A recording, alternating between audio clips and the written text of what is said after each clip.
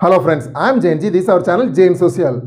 Pollution is now an international issue. Many countries are fighting against pollution through their stringent policy decisions, particularly against air pollution. Though the global population increase is the main cause of the pollution, the emissions coming out from industries, vehicles, that are the basic reason for the pollution. As the population increases, the demand for the population also increases from industries. So the industrial expansion increases over a period. As a result of that, the emissions coming out from industries and also the vehicles used by the people also increases in the roads. That also lead for the global temperature increase and the global warming. So global temperature triggered up many-fold in recent time. In order to reduce the global temperature, more than 190 countries are part of Paris Agreement. As a result of this Paris Agreement, few of the countries also announced carbon neutral economy in the coming future. India also in this direction. So India is focusing on to reduce the emission from hydrocarbons. So India government announced and encouraging the use of e-mobility, that is using electric vehicle instead of hydrocarbon fuel based vehicles. The green tax is an important policy decision of Indian government in the recent time, which encourages use of alternative fuels, that is renewable energy like electricity, natural gas and hydrogen based fuels instead of traditional fuels like petrol and diesel. So if the people they are using vehicle older than 15 years for commercial purposes, then they have to scrap the vehicle, otherwise they must pay green tax in order to use the vehicle continuously. If the vehicle is older than 8 years and if they are using for private purposes, then they have to scrap the vehicle, otherwise they need to pay green tax. The Indian government has announced to implement the green tax on 1st April 2022. At the same time, in India, many people are using vehicles older than 20 years. So it has created some kind of ripple among common people, and they also worry about the increase of petrol price even though the global crude oil prices reduced.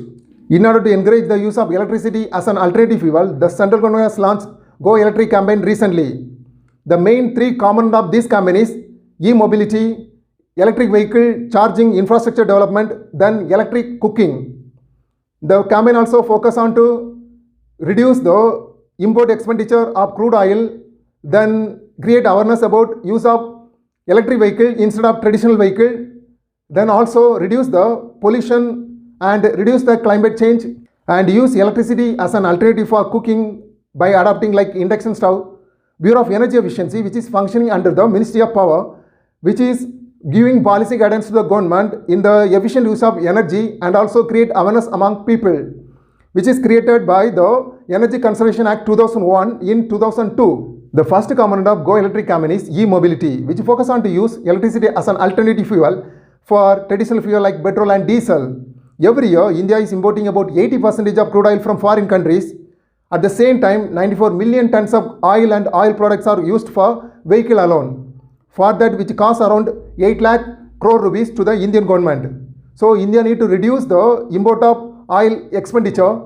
So India is moving towards electricity based vehicles. Then the other reason for moving towards electric vehicles are it is more economic and ecology friendly. That is, it is more cost effective.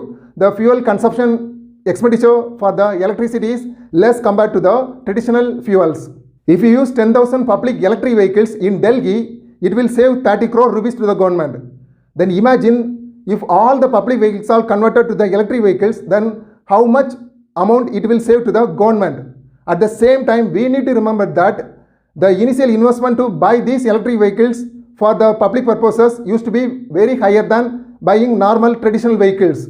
The green hydrogen, which can also used as an alternative fuel for vehicles, particularly the heavy vehicle, it can be very suitable for the public vehicles such as lorry and bus. The green hydrogen, which is different from the grey hydrogen. The green hydrogen is produced by using the renewable energy and electrolysis process by splitting the water. But in the process of grey hydrogen, it is produced from the methane gas. So it also generates the greenhouse gas in the process. The blue hydrogen is used to capture the excess of that greenhouse gas and store in the underground. The Ministry of New and Renewable Energy can produce green hydrogen by using solar energy, then it will be more cost effective. Then the biomass from the farm waste that can be used for producing green energy, that will give added benefit to the farmers, so their economy also develop. Then the next part of Go Electric campaign is electric cooking, which focus on to use electricity as an alternative fuel for cooking purposes.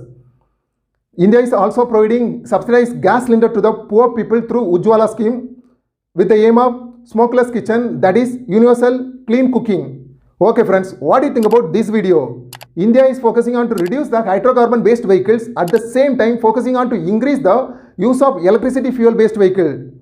The recent development like green tax and the Go Electric campaign are indication of that.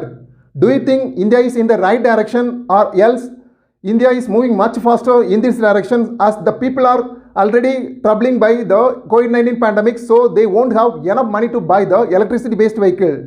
Give your opinion in our comment section. We shall meet again in our next session. Until then, take care. Love you all. Bye bye.